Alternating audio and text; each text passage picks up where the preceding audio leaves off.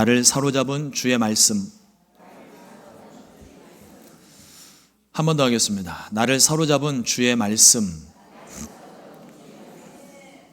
오늘 함께 봉독한 창세기 22장 1절로 4절의 말씀을 가지고 나를 사로잡은 주의 말씀이라는 제목으로 함께 말씀의 은혜를 나누겠습니다. 사람들이 관심을 가지고 집중하는 것에 따라 그 사람의 말과 행동이 달라집니다. 어제까지 생각하던 것과 오늘의 생각이 달라지면 어제 했던 말과 오늘의 말이 달라져요. 관심을 가지고 있는 것이 있기 때문에 무슨 말을 시작을 해도 중간에 어떤 일들이 벌어져도 결론은 항상 내가 관심 갖고 있는 것으로 결론 짓기 마련입니다. 어떤 분들은 집에 또 혹은 자동차에 사업에 자녀들에게 건강에 사로잡혀 있을 것 같습니다. 사람은 자기가 생각하는 걸 얘기하기 마련이죠. 저에게 있어서 제1의 관심사는 두말 않고 목회입니다. 그리고 매주일 설교에 치여서 삽니다. 일을 하면서도 가끔씩 도와주는 설거지를 하면서도 심지어 인터넷을 보면서도 어떤 때는 잠을 자면서도 설교 원고를 쓰고 있어요. 제일 속상할 때가 언제냐면 꿈에 너무나도 귀한 말씀을 받았는데 일어나서 기억 안 날 때 막 화가 나요. 머리를 이렇게 확 뜯어서 꺼내봤으면 좋겠다는 생각도 합니다. 그만큼 저에게 있어서는 모든 신경이 설교에 쏠려 있습니다. 오늘 말씀 본문을 묵상하면서도요, 아브라함이 생각했던 것이 과연 무엇이었을까 한번 생각해 봤습니다. 이삭을 번제로 바치라. 상식적으로 이해되지 않는 이 하나님 말씀을 들으면서 과연 아브라함은 무슨 생각을 했을까요? 아브라함은 결국 이 사건을 계기로 해서 하나님께 믿음의 사람이라 인정을 받았습니다. 하나님께서 인정하셨던 아브라함의 믿음이 무엇인지, 나를 사로잡고 있는 관점에서, 하나님 말씀의 관점에서 함께 말씀의 은혜를 나누겠습니다. 첫 번째로 아브라함은 하나님 말씀에 사로잡혀 있었습니다. 창세기 22장 2절 말씀 봅니다. 야훼께서 이르시되 내 아들 내 사랑하는 독자 이삭을 데리고 모리아 땅으로 가서 내가 내게 일러준 한 산 거기서 그를 번제로 드리라. 실로 엄청나게 충격적인 말씀을 하셨습니다. 여러분, 번제라고 하는 것 아시는 분도 계시고 모르시는 분 계시겠지만 번제로 드리라고 하는 것은 다 드리라는 거예요. 죽여서 각을 뜨고 뼈를 발라내고 모든 걸 다 불에 태워서 드리는 겁니다. 눈에 넣어도 아프지 않을 자식을 각을 떠서 번제로 드리라고요. 우리가 이 말씀이 하나님 말씀으로 성경에 기록되어져 있으니까 이게 들리는 거지, 만일 이런 일이 실제로 벌어졌다면 이건 해외 토픽감입니다. 그런데 더 놀라운 사실을 발견합니다. 이 놀라운 말씀을 들은 아브라함이 조금도 놀라지 않습니다. 묻지도 따지지도 않습니다. 말씀을 듣고 다음날 아침 이른 새벽에 일어나 아침 일찍부터 떠날 준비를 하고 아들 이삭과 두 종을 데리고 하나님이 말씀하셨던 모리아 산으로 갑니다. 말씀 묵상하면서 가장 놀란 부분은 하나님 말씀도 충격인데 전혀 놀라지 않은 아브라함의 모습에 더 놀랐습니다. 아브라함은 왜 놀라지 않았을까요? 믿음의 사람이니까. 결론적으로 보면 물론 그렇습니다. 그런데 이전까지의 아브라함의 삶은요, 믿음으로 순종만 한 삶이 아닙니다. 본토 친척 아비집을 떠나라 하신 말씀을 듣고 갈 바를 알지 못했지만 믿음으로 순종하여 길은 떠났습니다. 순종으로 시작했지만 그 중간중간에 순종하지 못하였던 믿음 없는 사람처럼 행동했던 모습들이 있습니다. 자기 살자고 아내를 누이라고 속였고, 그것도 2번이나 속였고, 사라의 여종 하갈을 통해서 인간적인 방법, 약속의 아들이 아니라 인간적인 방법으로 아들을 취했습니다. 아내 입장에서 생각해 볼 때 이 남편 믿을 수 있는 남편이 아닙니다. 아무짝에도 쓸데없는 남편입니다. 지난주 말씀 기억하세요?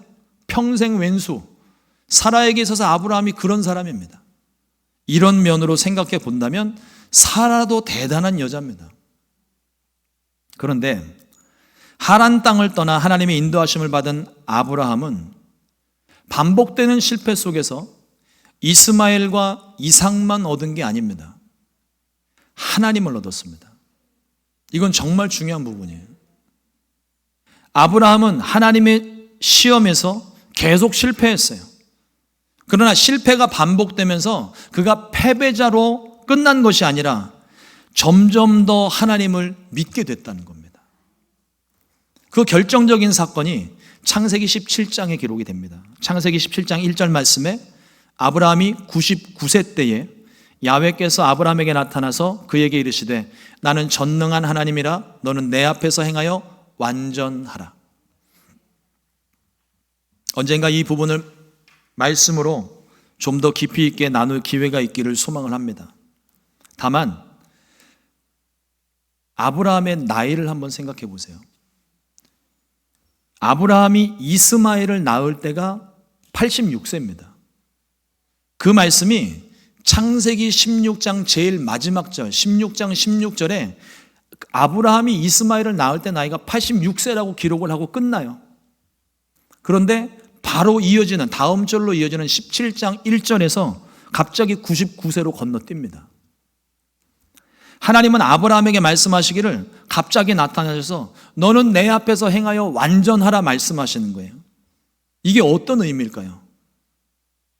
아브라함은 약속의 아들이 아니라 인간적인 방법으로 얻은 아들 이스마엘을 사랑했습니다. 한번 생각해 보세요. 86세에 그동안 한 번도 얻지 못했던 자기 아들을 낳았어요. 하나님이 약속의 아들을 말씀하실 때에도 이 아브라함은 자기에게 자식이 없기 때문에 종에게나 모든 걸 다 물려주겠다고, 조카에게 물려주겠다고 그렇게 말을 하는데 하나님이 꾸짖어 말씀하십니다. 내가 약속의 아들을 주겠다. 근데 그 약속의 아들을 기다려도 얻지 못하다가 마침내 참다가 인간적인 방법으로 86세의 아들을 얻은 거예요. 얼마나 귀하겠어요. 눈에 넣어도 아프지 않을 너무나도 귀한 아들입니다. 처음 얻은 아들이잖아요. 아브라함은 이스마엘과 사랑에 푹 빠졌습니다. 이게 문제입니다. 아들을 그러니까 처음으로 얻은 이 아들, 노년 중에 노년에 얻은 이 아들이 이 아들을 얻음으로 인해 세상 다 얻은 기분이 됐던 거예요. 이게 세상 다 얻은 기분이 문제인 거예요.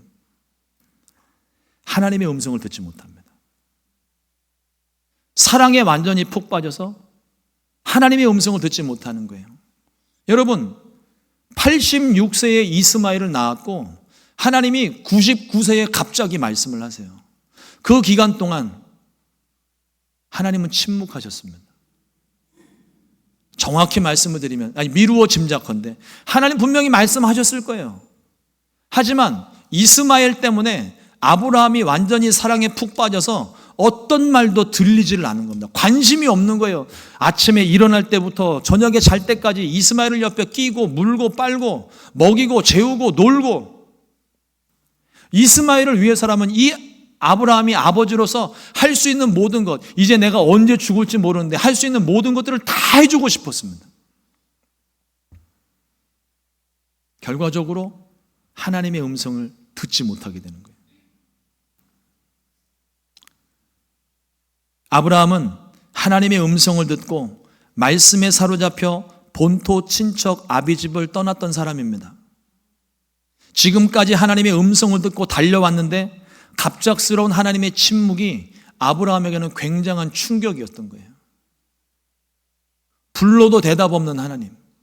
찾았는지 모르겠지만 어찌됐든 성경은 86세부터 99세까지 13년 동안 하나님이 침묵하신 사실, 어떤 말씀도 아브라함도 찾지도 않고 하나님도 부르시지도 않았던 그 부분에 공백이 생겼습니다. 아브라함은 아들은 얻었지만 갈 길을 잃었습니다. 하나님이 말씀하셔야 갈 수 있는데 말씀하지 않으시니까 길을 잃어버렸고, 하나님의 침묵 속에 아브라함은 하나님도 잃어버렸습니다. 13년의 침묵의 기간은 아브라함에게는 숨이 막히는 죽을 것 같은 고통의 시간이었던 거예요. 그리고 갑작스럽게 99세가 되던 어느 날 하나님이 아브라함에게 나타나셔서 너는 내 앞에서 행하여 완전하라 말씀하십니다. 기대하지 않았는데 갑작스럽게 하나님을 또 얻었어요. 아브라함은 이 고통스러웠던 지난날을 생각하면서 이때 결심을 하게 됩니다. 내가 하나님을 따르리라. 내가 하나님 앞에 행하여 완전하리라. 내가 하나님만 바라보리라. 아브라함을 사로잡은 하나님의 말씀이 바로 이 말씀입니다. 너는 내 앞에서 행하여 완전하라. 순종을 말씀하시는 거예요. 그리고 오늘 그 마지막 시험을 오늘 받게 되는데, 창세기 22장 1절 말씀에 그 일 후에 하나님이 아브라함을 시험하시려고 그를 부르시되 아브라함아 하시니 그가 이르되 내가 여기 있나이다. 하나님을 얻게 된 아브라함은요, 내 아들 독자 이삭을 내게 번제로 바치라 하시는 이 엄청나고 끔찍한 하나님의 말씀 앞에서도 이제 아브라함은 놀라지도 않아요. 하나님을 믿었으니까요.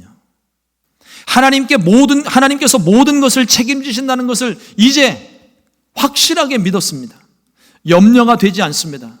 두렵지도 않습니다. 놀라지도 않습니다. 하나님을 믿었기 때문입니다.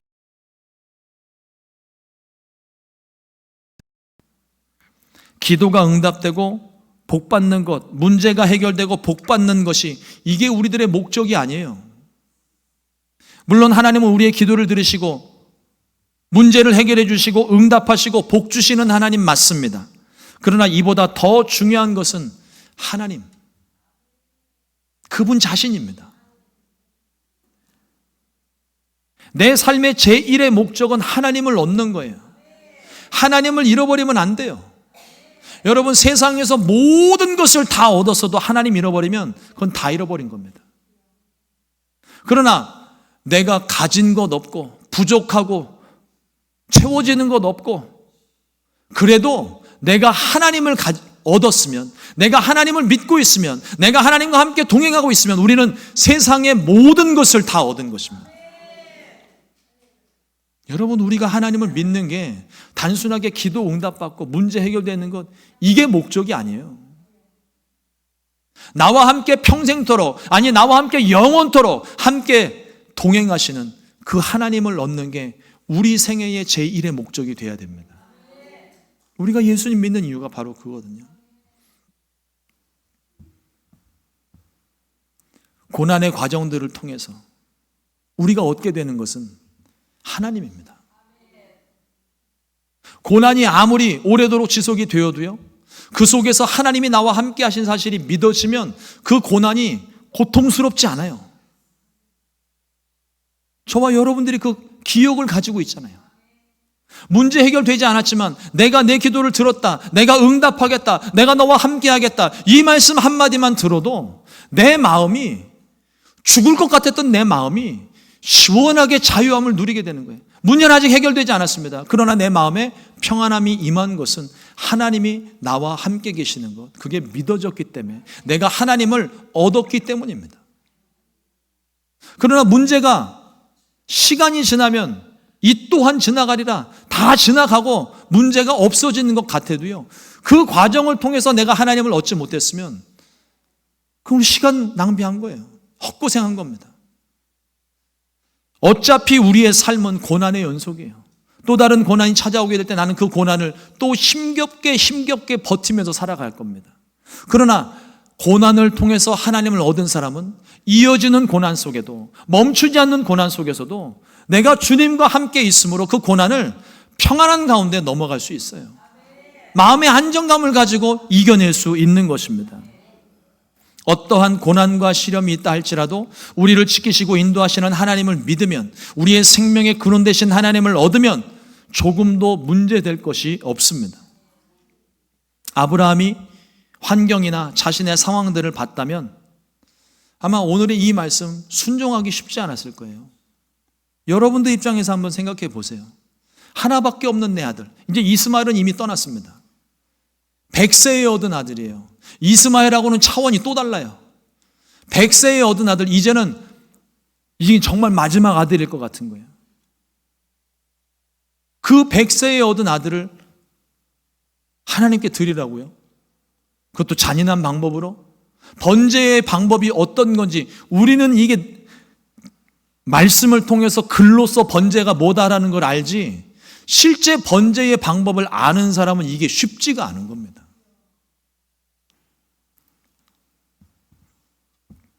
그런데 아브라함은 자신의 처지와 상황을 보질 않아요.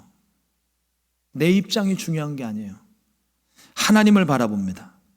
창세기 22장 4절 말씀해 보니까 제3일에 아브라함이 눈을 들어 그곳을 멀리 바라본지라. 저기 하나님이 말씀하셨던 그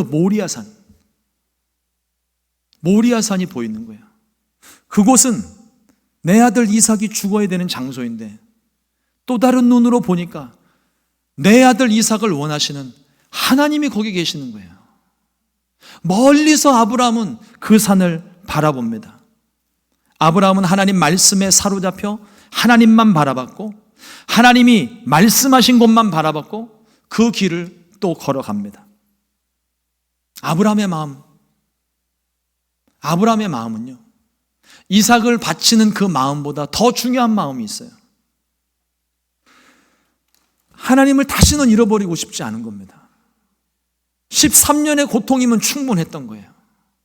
다시는 그 하나님을 잃어버리고 싶지 않았기 때문에 이삭을 바치라 하시는 그 말씀에 아브라함은 순종할 수밖에 없는 거예요. 아들을 잃을지 몰라도 하나님을 잃어버리고 싶진 않았습니다.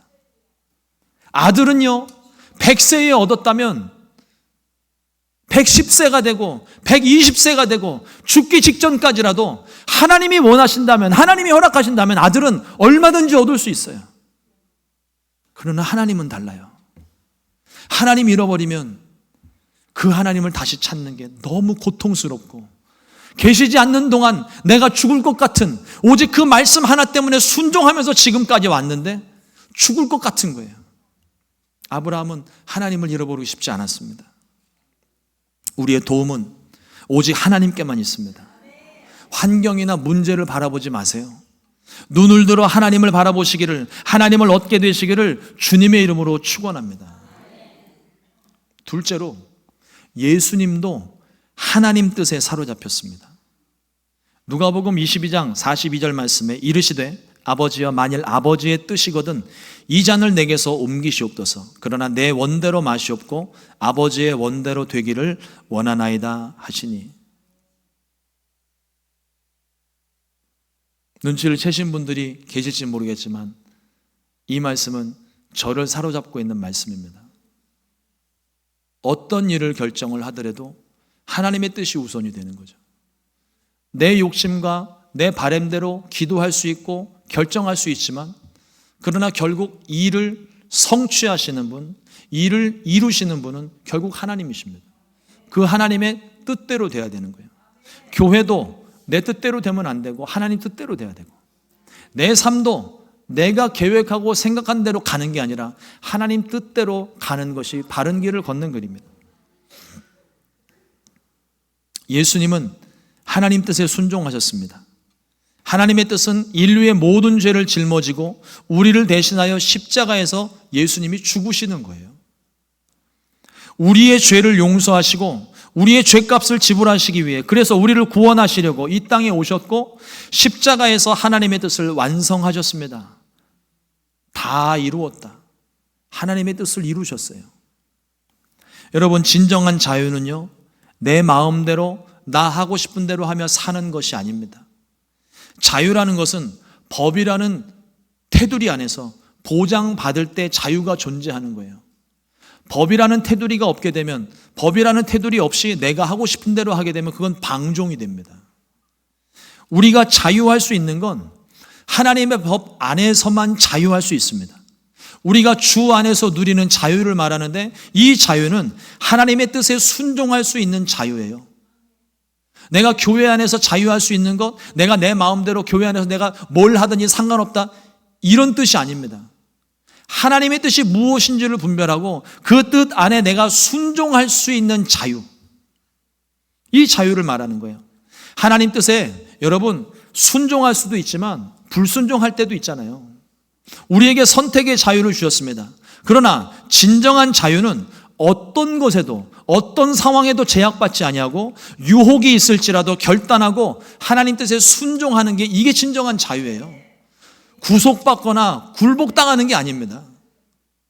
하나님이 허락하신 뜻 안에서 내가 자유롭게 선택하고 하나님 뜻에 순종하는 것, 이것이 진정한 자유입니다. 그리고 이것이 진정한 믿음입니다. 하나님을 신뢰하기 때문에 손해가 날지라도, 어려움이 있고 아픔이 있을지라도 하나님을 믿고 순종할 수 있습니다. 이게 진정한 믿음인 거예요. 육신의 눈으로 보이는 것은 문제 상황이고 힘들고 고난의 길이 보이지만 눈을 들어 하나님을 보는 사람은 더 이상 문제를 보지 않습니다. 환경을 보지 않아요. 우리를 지키시고 책임져 주시는 하나님만 눈에 보입니다. 문제를 묵상하지 마시고 고난도 묵상하지 마시고 환경도 집중하지 마시고 하나님을 보십시오. 하나님 말씀만 보세요. 하나님만이 길이고 말씀 속에 길이 있습니다. 이삭이 아브라함에게 받은 결박이 그런 의미가 아닐까요? 몸은 묶여 있지만 이삭은 아버지를 믿었고 아버지가 믿고 있는 그 하나님을 또한 신뢰했습니다. 여러분 한번 생각해 보세요. 성경에 보면 이삭이 번제물에 쓸 나무를 짊어지고 갑니다. 저희 막내 아들 같은 경우 나무 지워놓으면 쓰러져요. 적어도 학자들이 생각할 때 15세 이상, 청소년기, 훨씬 더 그 이상이 됐을 수도 있어요. 어느 정도 다 큰 신체 건강한 이 아들, 나무를 짊어질 만한 이 아들이 이삭이 15살이라는 걸 가정했을 때 아브라함의 나이가 115세입니다. 이 당시 사람들의 평균 수명이 120세예요. 노년에 나무를 짊어지고 산을 오를 만한 이 아들을 제압할 수 없습니다. 아들이 맘먹으면 얼마든지 빠르게 도망가든지 아니면 힘으로 아버지를 물리칠 수 있는데도 이삭은 그렇게 하질 않아요. 순종하여서 순순히 결박을 당합니다. 이유는 아버지를 믿었기 때문에, 그리고 그 아버지가 믿는 하나님을 신뢰했기 때문에. 이삭이 아버지에게 묻습니다. 번제할 어린 양이 어디 있냐고 묻습니다. 아브라함은 자신이 믿고 있는 것을 아들 이삭에게 말해줘요. 창세기 22장 8절 말씀에 아브라함이 이르되 내 아들아, 번제할 어린 양은 하나님이 자기를 위하여 친히 준비하시리라 하고 두 사람이 함께 나아가서 이삭에게 주신 하나님의 말씀, 이삭을 평생토록 사로잡은 하나님의 말씀이기도 합니다. 성경에 보면 이삭에 대한 내용이요 굉장히 짧아요. 이유는 간단합니다. 문제될 게 하나도 없는 인생을 사는 거예요. 죽을 뻔했거든요. 그러니 순종 안 할 수가 없는 겁니다. 나를 사로잡고 있는 이 말씀 때문에 그냥 순종하며 나가는 거예요. 하나님이 다 준비해 놓으셨으니까, 나를 대신하여 순양을 준비하신 것처럼 다 준비하셨으니까 그냥 믿음으로 믿고 나가니까 순종의 삶에 뭐 여기 기록할 것 없을 만큼 너무나도 순종의 삶을 살았던 겁니다. 아브라함은 하나님 앞에 완전하기 위해 순종합니다. 아브라함이 이삭을 죽이기 직전 하나님은 급히 아브라함을 멈춰 세우시고 아브라함의 믿음을 인정하셨어요. 내가 이제야 내가 하나님을 경외하는 줄을 아노라. 그리고 그의 믿음대로 하나님께서 준비해 두셨던 순양을 가져다가 이삭을 대신하여 번제로 드립니다. 여기서 유래된 말이 야훼 이레, 준비하시는 하나님이에요. 여러분 자신을 한번 보십시오. 지금 나를 사로잡고 있는 게 뭡니까? 하나님의 말씀입니까? 아니면 내 삶을 올가매고 있는 환경적인 것, 문제들입니까? 나는 무엇에 사로잡혀 있습니까? 사람들이 의외로 많은 것들에 사로잡혀 있습니다. 가족, 자식, 돈, 명예, 집, 자동차, 일. 우리 일상생활, 그냥 평범한 일상생활인데 그 일상생활 속에 완전히 사로잡혀 있어요. 이런 것들이 하나님 말씀에 순종하지 못하게 합니다. 그러나 오직 하나님 말씀에 사로잡혀야 할 줄로 믿습니다. 그래야 순종이 가능해요. 우리가 붙잡고 있는 것 혹은 우리를 사로잡고 있는 것들을 놓으면 마치 우리는 생각하기를 세상이 끝장나는 것처럼, 세상 망할 것처럼 두려움에 사로잡혀 있습니다. 내가 지금 붙잡고 있는 거 이거 놓으면 정말 세상 끝나는 것 같은 거예요. 그러나 하나님 말씀에 사로잡히면 하나님께서 모든 것을 책임져 주십니다. 내가 가지고 있는 것, 붙잡았던 것 놔도 세상 안 망해요. 저는 제가 대한민국을 떠나는 날 대한민국이 끝장날 줄 알았어요. 제가 섬기던 교회가, 그건 말 안 하겠습니다. 근데 멀쩡해요. 처음 미국에 와가지고 한 2년 동안 화가 나더라고요. 왜 저렇게 잘 되지? 내가 없는데? 여러분, 내가 사로잡고 있는 것, 나를 사로잡고 있는 것, 이거 놓쳐도 잃어버려도 세상 안 망하고 나도 안 망합니다. 오히려 하나님 말씀에 내가 사로잡힐 때 내가 바르게 설 수 있고 순종할 수 있고 형통할 수 있고 강건할 수 있고 복받는 삶이 그런 삶인 거예요. 사랑하는 성도 여러분, 자동차를 운전할 때 가장 중요한 것은 안전벨트 매는 거예요. 안전벨트를 단단히 매고 고정시켜야 됩니다. 벌금 물지 않기 위해서가 아니라 내 생명 지키기 위해서 안전벨트는 하는 거예요. 안전벨트만 확실하다면 자동차를 타든 비행기를 타든 우주선을 타든 놀이기구를 타든 끄떡없습니다. 안전벨트는 단단히 고정될수록 안전도는 더욱더 높아집니다. 우리를 목적지까지 안전하게 지켜주죠. 우리 그리스도인들에게도 안전벨트가 있습니다. 믿음 벨트. 이게 우리들의 생명 벨트예요. 우리의 환경이 어떠하든 믿음 벨트를 메고 있으면 우리는 어떤 상황 속에서도 안전합니다. 말씀에 묶이고 십자가에 묶이고 성령에 묶여 있을 때 우리는 안전할 뿐만 아니라 진정한 자유를 누릴 수 있어요. 사람들이 오해를 하고 착각을 하는 게 내가 교회에 묶이면, 말씀에 묶이면 내가 하고 싶은 거 못한다고 생각을 합니다. 그렇지 않아요. 하나님 말씀에 묶여 있을 때, 하나님께 사로잡혀 있을 때 나는 오히려 더 자유할 수 있어요. 길 되시고 진리시며 생명이신 주님께서 우리를 인도하고 계십니다. 요한아, 이 길로 가자. 또 길을 보여주시면서 요한아, 이 길은 이렇게 걷는 거야. 친히 우리들에게 가르쳐 주시고 함께 걷자고 하시는 거예요. 그 길에 지칠까 봐 필요 없는 것들은 다 버려두고 오라고 하십니다. 너는 몸만 오면 돼. 나를 사랑하는 마음만 가득히 가지고 오면 돼. 아무것도 준비할 것 없어. 내가 다 준비해 줄게. 믿고 따르는 길 외에는 우리가 할 수 있는 일이 아무것도 없습니다. 고난 속에서 우리를 구원하시고 우리를 지켜주시는 주님만 믿고 따르게 되시기를, 그리고 인생길 한복판에서 우리 주님을 얻게 되시고 그 주님과 영원토록 동행하게 되시기를 주님의 이름으로 축원합니다. 기도하겠습니다. 좋으신 하나님 감사합니다.